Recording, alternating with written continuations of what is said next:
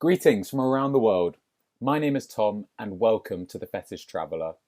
This podcast is all about us sitting down with key figureheads of fetish communities around Europe and the rest of the world. We're going to be learning more about their history, what's going on at this current point in time, and what the future could hold. So, sit back with a drink of your choice and enjoy the podcast. We are incredibly proud to have Leathermen Travel support us on this podcast journey. You're planning a future leathery trip? Don't worry, Leathermen Travel have got your back.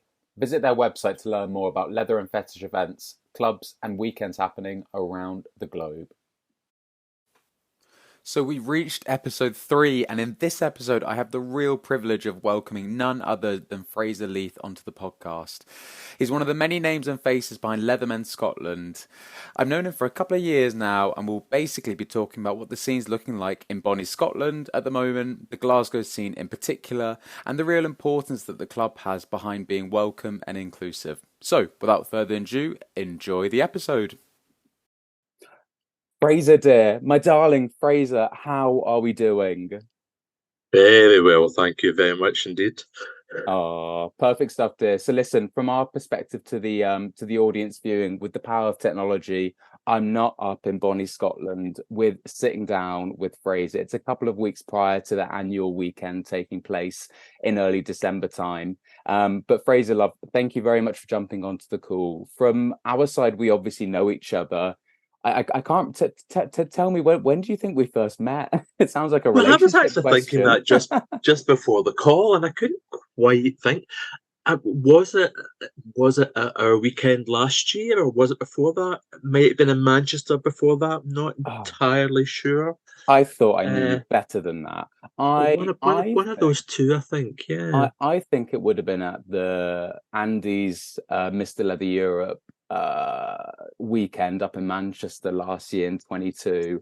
But Yeah, it probably was. Yeah. yeah, Yeah. but it almost feels like all of the weekends, especially right after COVID, have kind of been scrambled up like a bit of paper, and In we've fact, almost been that thrown all of that's them. exactly when it was, because it was at the ECMC AGM, Uh-huh. and you were going around taking the votes Oh, for tallying. So that's exactly when it was. oh, so Yeah. Fraser, that's a good point. So for those who don't know, there's an annual general meeting that the ECMC organise, and the board have to recommend a couple of tally masters for collecting the votes of some big decisions that need to be made, some logistical decisions. And I was in my terms the tally bitch with my friend Chris from Italy, and we were going That's around right. being so social, and I stumbled upon you and David from Leathermen Scotland. I thought, oh, he's not a bad fella, actually. I want to get to Ah, know this man.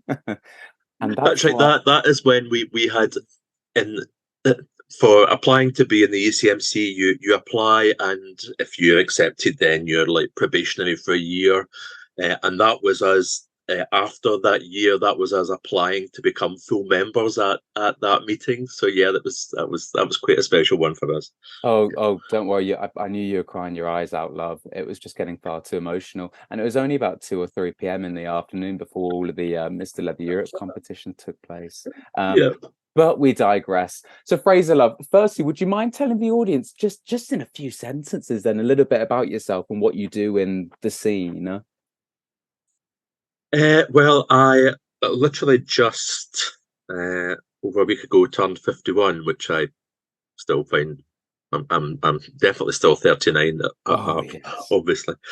And I founded and am the current president of Leathermen Scotland, which we Boots to founded in fill. 2019. Hmm. Absolutely. It was Otherwise, right in before normal COVID. life, I've been with my partner for just over 30 years, and he has just retired from his job at the Scottish Government. Mhm. And I have been involved in various jobs in public transport for many, many years, since I was 19 or so, or before that. And I currently manage the Scottish public transport data set and information from that.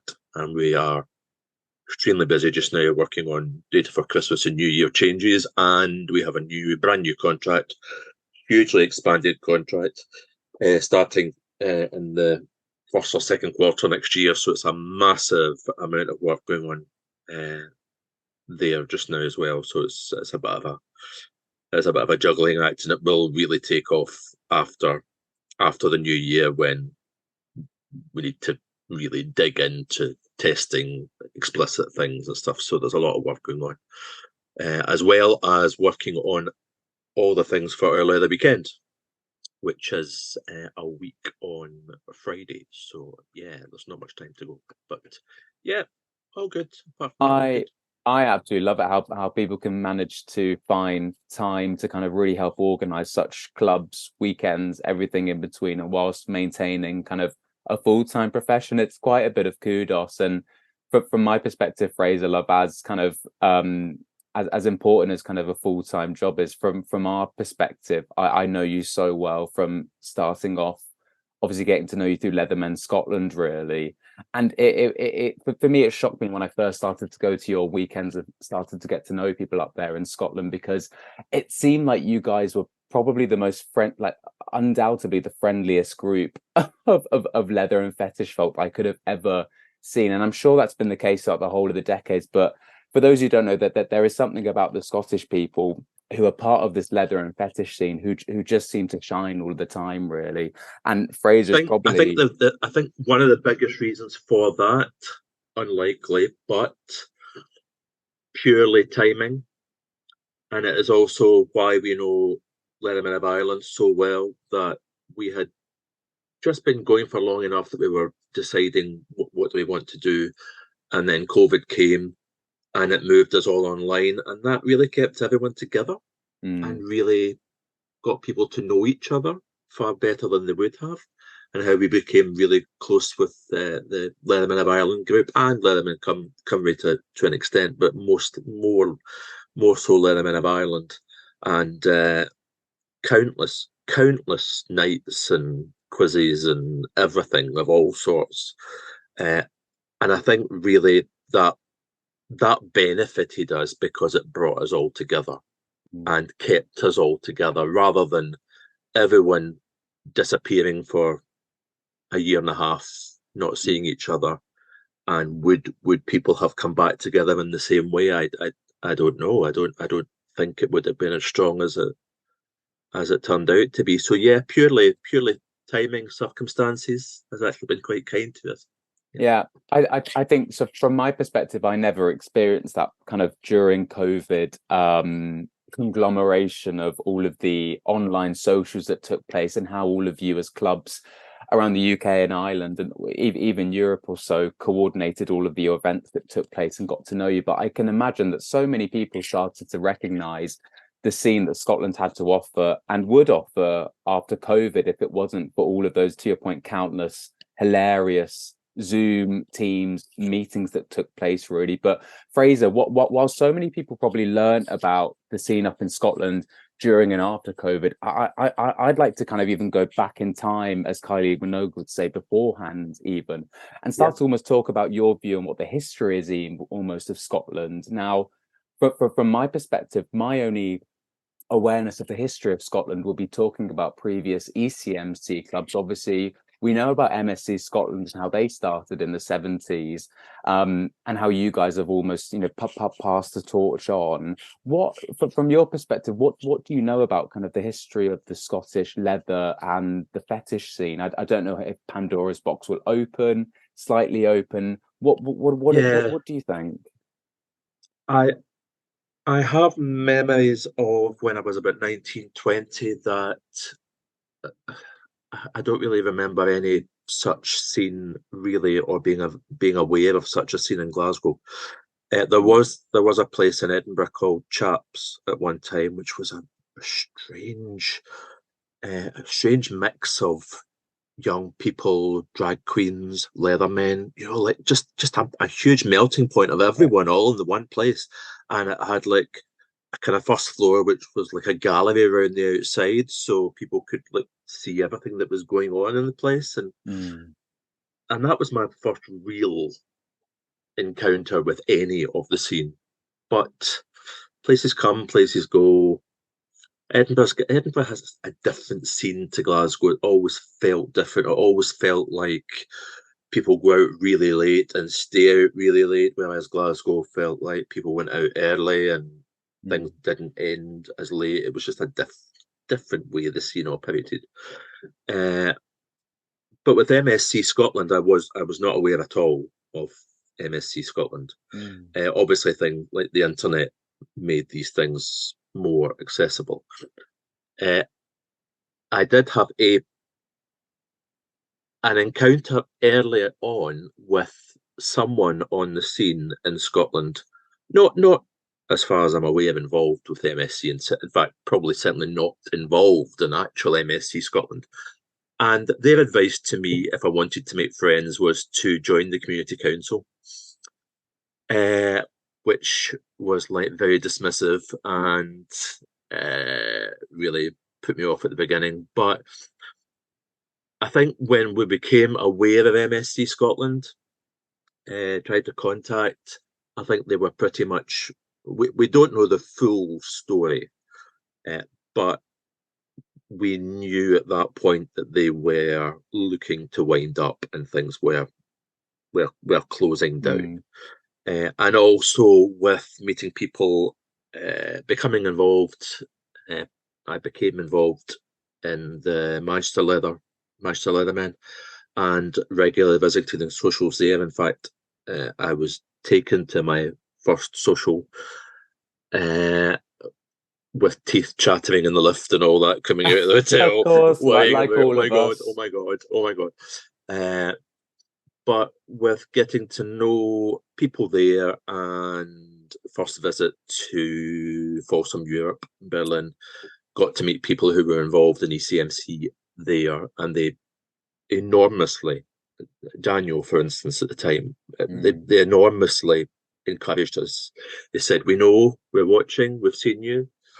Uh, we want we want to help you when we can." And obviously, that was not long before COVID. But uh, yeah, MSC Scotland, we did at one point.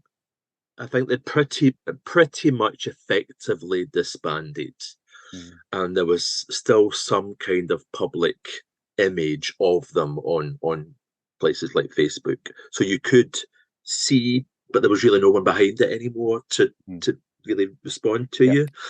And we made attempts to, can we get to know, can we find out about the history? We don't know the history. We know a little bit.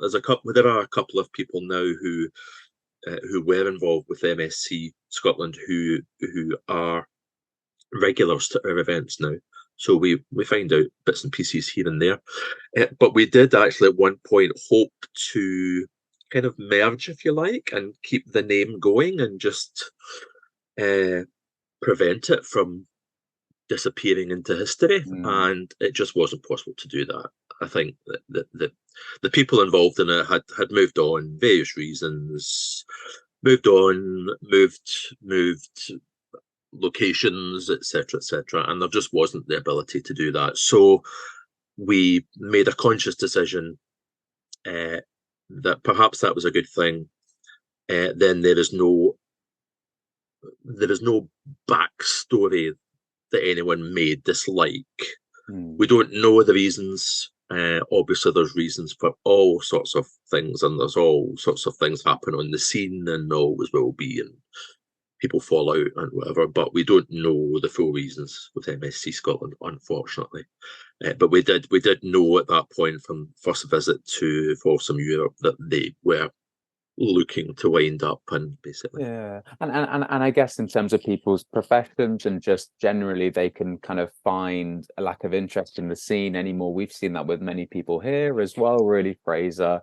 I mean, from my perspective, the good thing about, from my perspective, we have an archive in London in Bishopsgate, and that's when I first started to see badges, patches, minute notes from all things in MSC Scotland were popping up. So that's when I kind of heard from them. So but I guess Yeah. it naturally happens in terms of people disbanding. They're not bothered or not fussed about wanting to kind of get involved with the Yeah. future because naturally they've had your time. And I think from what I gather and from first-hand in-person experience of what you offer up north in Scotland in terms of what the ethos of your club offered, really, it's really a case of kind of honing in and looking into the future, and kind of make, to your point, making it your own, putting a bit of a stamp on it.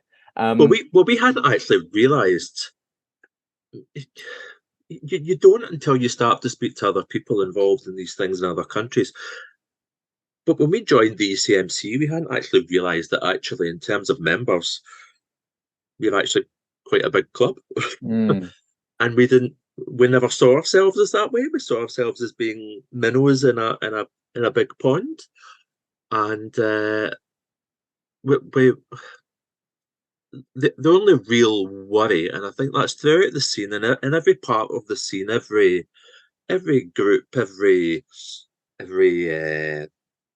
nightclub mm, brand has the same worry about people coming along, people coming out, because I think that has been why other clubs have wound up, that people just stop coming along, and that could mm. be for 100 reasons, personal reasons, everything. Particularly difficult, obviously, just now. There's a cost of living is very difficult, and we had really worried about that for our leather weekend, Mm. and tried to price it as low as we could to encourage people along. But yeah, we do see differences clearly between Glasgow and Edinburgh. Glasgow's a larger city, larger towns round about it, and we hold a monthly social in Glasgow. But Edinburgh, every quarter Mhm. is all it can really, really take. Otherwise, I think it's probably what other clubs have reached. When people stop coming out, then the people who have to give up their time to organise these things get disheartened, Yeah. and you're giving your own time up for like people who are just not coming along. It's a difficult point. Yeah, Yeah. of course, and obviously the main elephant in the room, what we're talking about now, we're only mentioning two cities, and for those who don't know, is that Scotland's quite a big country in terms of the miles that one might have to travel to go to such events. Now, Fraser, correct me if I'm wrong, but from what I gather and hear with members from Leathermen Scotland and people who are just based up in around Scotland, there isn't really much else going on, so that would have to actually kind of attract No, people on. no. I mean the other cities like Inverness, Perth, Stirling, Dundee, Aberdeen. There isn't. There's a scene in places like a very small scene in Inverness, a small scene in Dundee, Aberdeen, but they don't have anything like that. We'd obviously discussed, do we want to, but it's difficult. We do have actually very involved members from close to Aberdeen. Wow. Okay. Uh, one of the people who came to us, who was very involved in MSC Scotland at one time, lives also in the north, fair between Dundee and Aberdeen. Our treasurer, club treasurer, lives in Oban on the west coast, Gosh, great for fish and which is about chips, though, as 100, most people know. and something miles from Glasgow. Uh-huh. Uh, we had visitors from a lot further north. Uh, there are people who you know of online through social media, and of course there are people who will dip their toe in and out, and to kind of, I suppose it depends on your own home circumstances and work Mm. circumstances. The amount of travel, for example, that you do, we are absolutely in awe of. My last personal 2 days holiday until the end of February were the ECMC weekend in Milan, Yeah. and I've no more holidays left after that. But it's time, money, holidays, time off work. So we do have people who dip in and out in places like Facebook. We Mm. do have people who dip in and out on other social media because they're not on Facebook. Um, some of them perfectly on purpose to do not want anything to do with things like Facebook. Yeah. So sometimes things like Twitter or elsewhere on website. But yeah, we've got people really from all over, and we before Newcastle Leathermen started, we had quite a significant contingent from the northeast of England, and still regular. And a couple of people from Cumbria who would come along. So really quite distant, but mostly it's across the Central Belt. Mostly it's Mm. Glasgow as a city and Edinburgh as a city are the main, but towns in between as well. Yeah, we've got regular people. We used to have like a running joke where we've got people who've come from as far afield as Oslo and even Kilmarnock, which is like an hour down the road from Glasgow. But yeah, that was our running joke for a while. But yeah, we really have people from all over, and we're the membership, even people who don't regularly uh, attend socials for all sorts of reasons, but do come along, uh, have renewed memberships and maintain contact with the Mm. club, and therefore support what we are doing, because we are at heart and set up entirely as not for profit. Mm. So we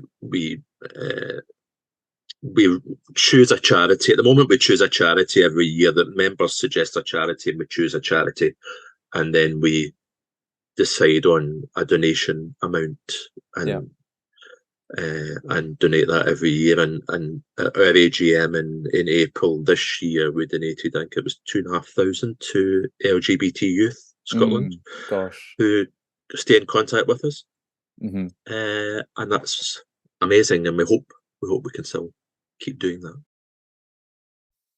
So, Fraser, from our perspective, we've talked a little bit about how and what the history looks like in kind of the Glasgow scene in particular. Would you be able to tell us a little bit more about how some of these first socials started with Leathermen Scotland, and basically how Leathermen Scotland started in the first place about 4 or 5 years ago? I was gently encouraged to have you thought about setting up a social in Glasgow and seeing how that might go, and that's how that came about. So in April 2019, full of intrepidation, Hmm. uh, started a regular monthly social in Glasgow, and uh, you're thinking, oh my god, no one's going to come along. Uh, it was fine. It was absolutely fine. I mean, we were getting up to people up to now, like 30, even like 35, 40 Uh, people at a social, which was Great. just, we would never have imagined anything like that. But what we actually did was we decided after a year, in general, the people who were really invested in things, we decided we'll have a meeting, we'll decide what do we want to do. Mm. And it so happened was we were in a bar booking their function suite for the following month when the COVID lockdowns had just been announced. And so it was, okay, we're not booking this then, and we held it online, and online we continued, and we decided to become a club, and that's how we got to where we are now. So that was 2019, and we are so just 4.5 years old now. So, yeah. Gosh, long story short, it definitely feels like you guys have been going on along for 10 times longer, but I think that's I just know, I because of know. and I think that's just because of the gravitas that you all as a club have gotten online, obviously during these COVID years that we talked about at the Well, start, looking but back at it, equally it's now. funny to look back at the things that we did online. There were so many. Even one on Christmas Day. There was there was someone who was like, "I don't celebrate Christmas, so if anyone's at home alone, blah blah blah." It was the Christmas where you couldn't meet family, and they were like, "Well, if anyone's about, I'll be online between such and such." And I think on that evening, just about everyone turned up, so Oh my gosh. we were all at a social on Christmas Day. It was I wonderful. think possibly either my partner Chris or John O'Brien even told me about this one in particular, and I just said in reply, "Look, Leathermen Scotland, the gift just keeps on giving." There you go. So silent night up yours then, dear. Never a silent night with these socials. But it leads on nicely into talking about the present now. From my side, even coming up to Scotland for your weekend in December 2022, and after meeting so many of you all at various socials that you organise, or just in person or online, it seems that you do your, obviously, your monthly socials, you do one now and then in Edinburgh, but it seems that you almost have the ethos of less is more, with both Glasgow and in Edinburgh. You obviously keep the events to just socials, you have your annual weekend, but then at the same time, a lot of you guys travel to many of the other events. So many people probably got to know you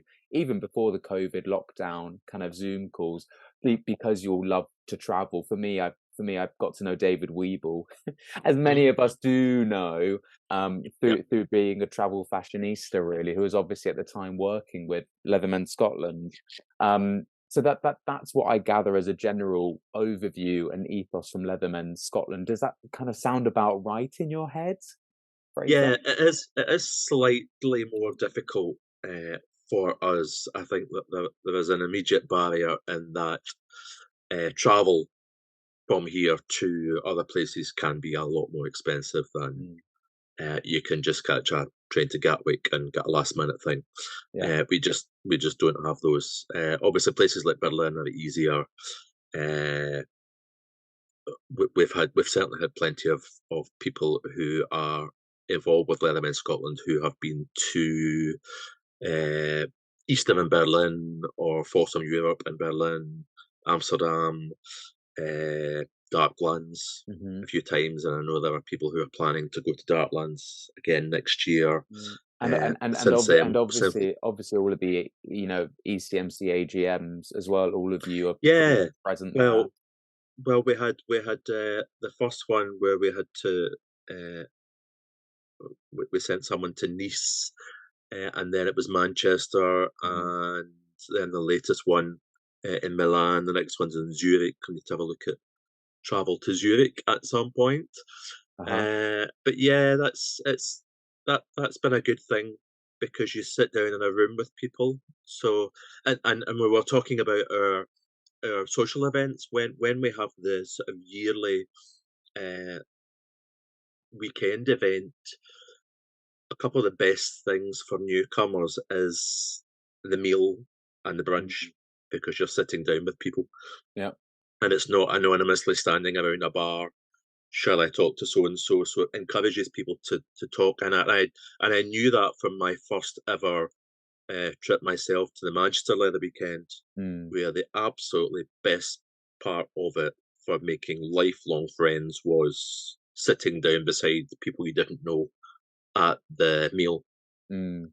Absolute wonderful, best opportunity ever. I would recommend it to anyone going to any event. And the same with Milan. Exactly the same with the latest one with the ECMC in Milan.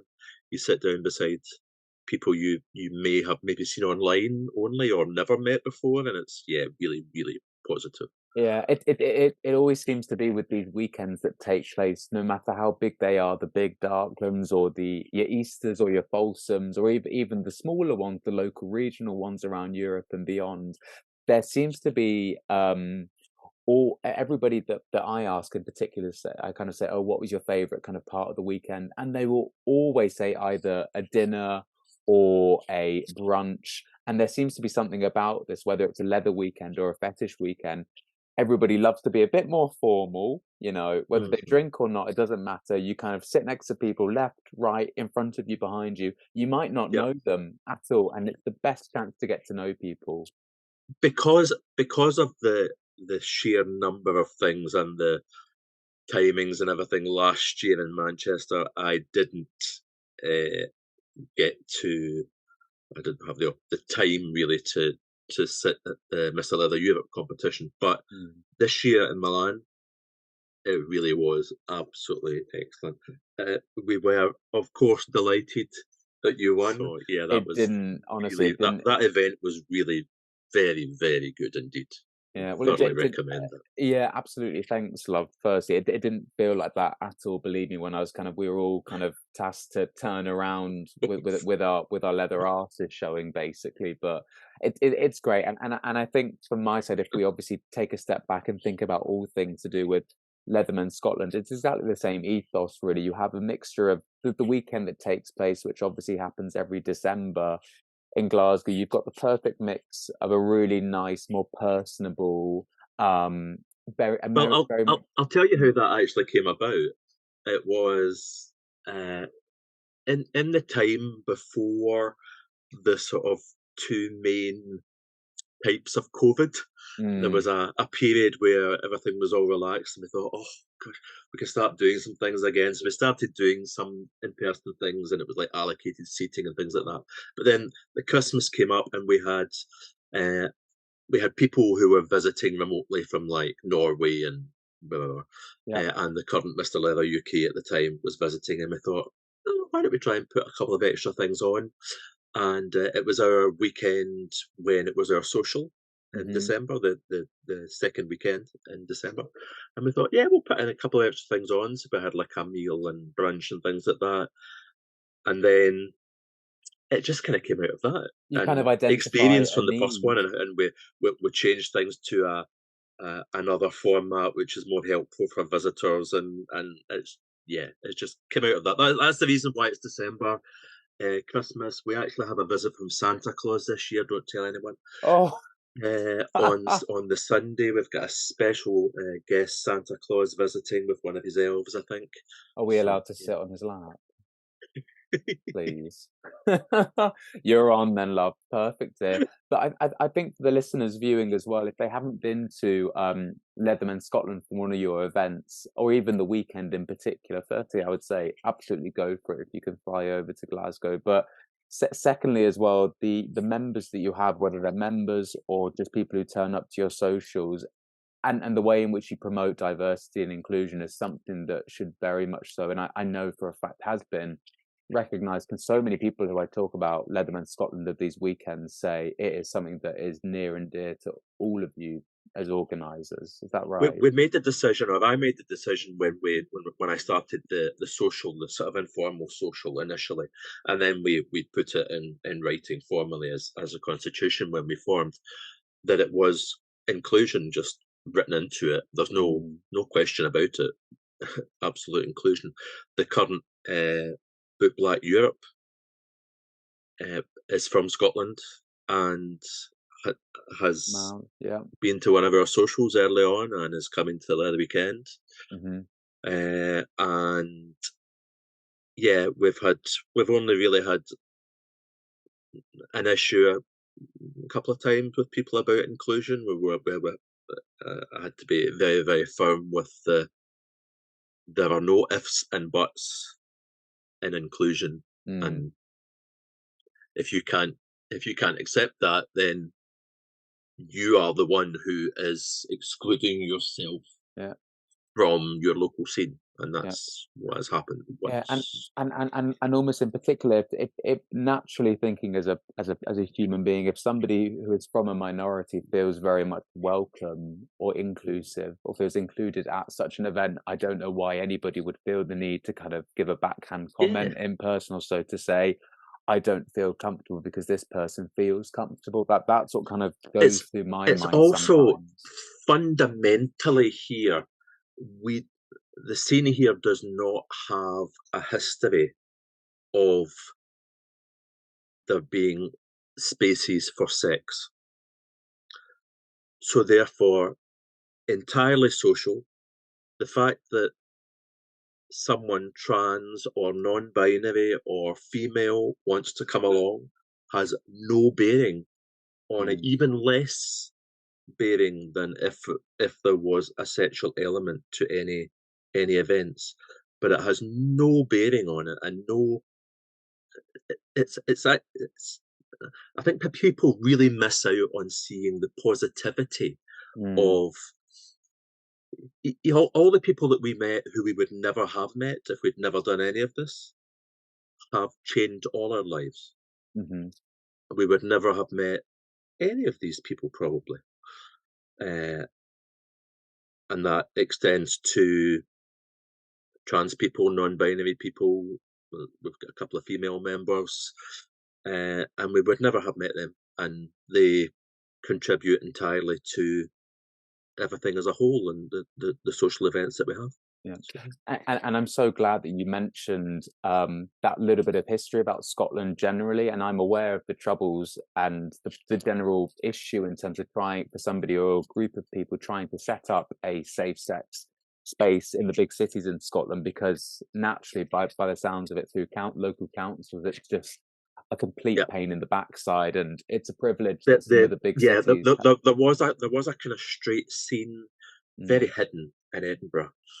There were stories, as far as I know, true, where there was like a brothel which was a blue door or something like Oh that in the yeah. new town in Edinburgh, Yeah, and there were other places for like the street scene, and certainly I know there were places in Glasgow for the street scene, but it was very much hidden. At one time, I did go to the sort of Straight Munch, which is their kind of monthly yeah, social in the city centre. And yeah, there was it was you got to know people and they knew where the events were happening, yeah. Very uh, or underground by the or sounds of it. or there would be something where you would buy a ticket for and you would get the address of them the day of the event and things like that. So we know there was a straight scene, but yes, there has been an even further crackdown by the two main city councils. Yeah, and I think the assumption of both of the main local authorities now is uh, that will be no licenses issued. If you have a license already and you keep it going and you keep your nose clean, Mm. maybe you stay. If anything happens, that your license is gone and it won't be coming back. I think that's the assumption now. But even places like Manchester, where there is an element which is allowed, Yeah. was never something that we had here. So it's it was a strange thing to go to places like Amsterdam and Berlin and to see these things and have absolutely no idea. I swear I don't have the cruising gene. I Yeah. swear to God I do not possess that. Me neither. Me neither. For Fraser, the first time I went into Backstreet when it was alive, God bless her. That was my first experience of kind of I real never cruising. got to go. I never got to go. So disappointed. But Uh, yeah, uh, just uh. But I yeah, think the key message for a lot of people listening who might be living in big cities where the councils are a lot more liberal and it's a lot more free to set up such spaces, organized for a long time or relatively new, to have such safe sex spaces, it is really quite a privilege. And I it remember is. speaking Yeah, to some people last year at your weekend, December 2022. Some people, just a select few people, were quite surprised, and I think they assumed there was going to be such. I did at the start actually, but until David, my friend, mentioned to me that there isn't really anywhere to go for such frivolities, I kind of took a step back and thought, do you know what? I'm actually here just to get to know buddies, have a good time, explore the culture, explore the club. And I think people who go to these more smaller events, if you don't mind me saying, compared to the bigger conglomerations, that's what you're kind of there for anyway. You talk to people online, you talk to yeah. people at the bigger events, and they say, hey, I've heard that it's this weekend or this social, do you fancy coming along? And I think also for people who are completely new to the scene of any sort, uh, it's very scary to go to a really big event, Mm.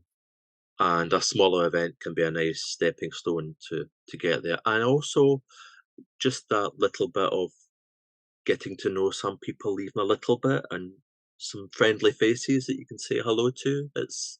Does make a difference. Yeah. Certainly does make a difference. Yeah. Absolutely, and I think that's the key message that I hear, and almost going back, and I've gathered there's a red thread over the past few minutes that we've been talking about the importance of socials is that people from any background should feel comfortable going to a social because there is no pressure to go off and have fun, and these spaces in the past and still currently that in which people in our community is mainly male on male, that's kind of it's almost a matter of fact, really. There are places Yeah. that are obviously becoming more inclusive and changing that around fantastically, but there But is never a from pressure. our sort of club point of view,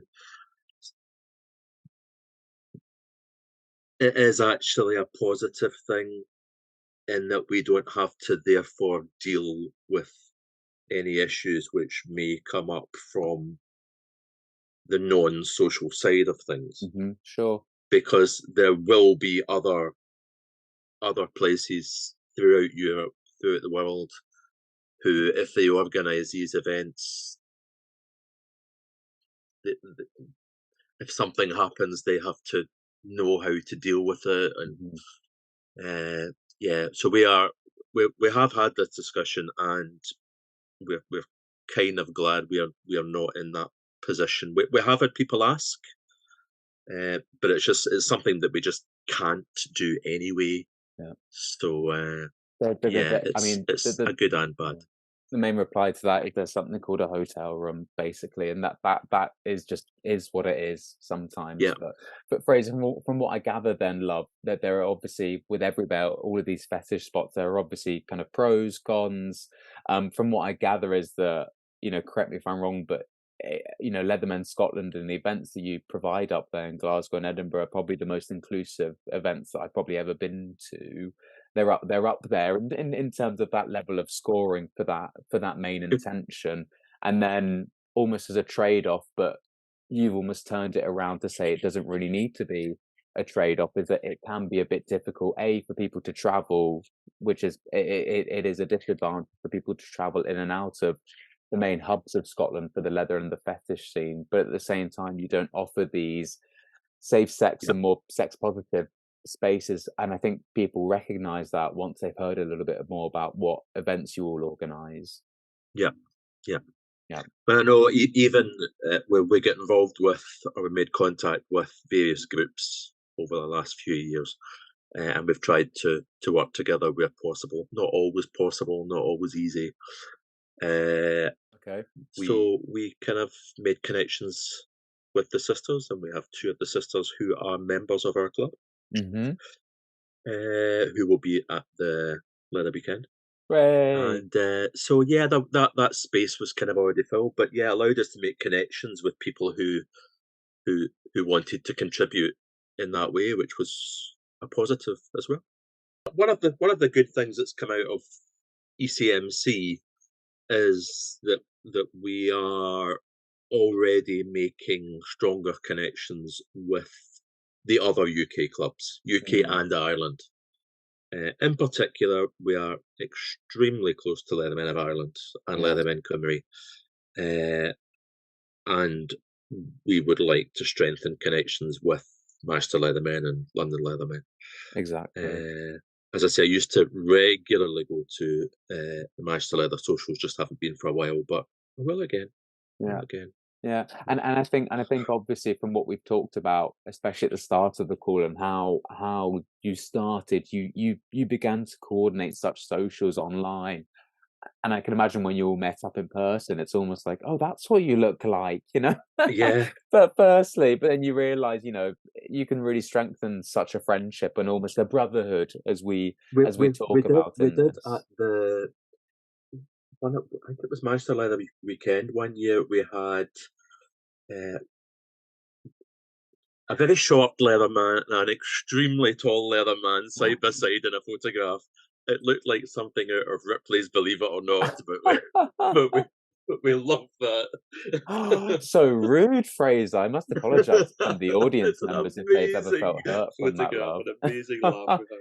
Oh, brilliant. Fraser, love, then, on that note, I want to obviously give my absolute best regards and massive thanks to you for coming online, and I really thank hope you very the much audience for inviting me. Yeah, anytime, mate. And I'm sure that the audience have really learned, have been educated on kind of what the scene up in Scotland has to offer, with the help of Leathermen of Scotland in particular, of course. Well, Fraser, thank you for all your time, love, and super appreciate it.